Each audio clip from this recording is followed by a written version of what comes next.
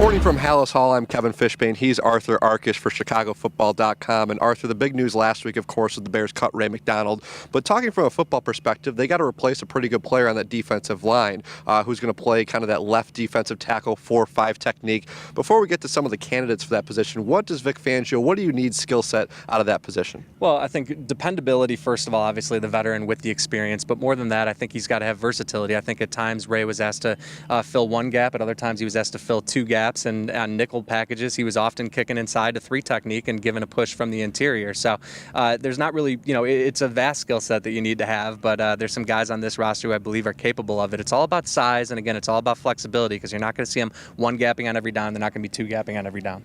And some of the players, or two of the players, I should say, that could be in that mix are last year's draft picks. Phil Emery's final draft class, Ego Ferguson, the second rounder, Will Sutton, the third rounder. I think Ego, a lot of people thought could be a nose tackle in this defense. Will Sutton, people wondered if he can find a spot in this scheme, but both of them are going to get an opportunity to play that spot. How do you see those two players with what their body size is, what their skill set is, being able to mix in? Interestingly, I think it could turn out to be the opposite. I don't think you should be shocked if you see Will Sutton kind of serving as that interior penetrator from the nose. I think they're going to try and get some push from the middle, and then I think Ego Ferguson gives them some options to either be inside or outside. But it's always interesting when you have a turnover in the staff to see how guys are going to fit in. And for better or worse, they've only had one offseason to correct issues. So there are going to be roles for both Ferguson and Sutton. And the more they can show at this time of the year, the better they're going to be, the better position they'll be in when the season begins. And one of the reasons Phil Emery liked those two last year is because they complement each other well. Will Sutton, a great pass rusher in college.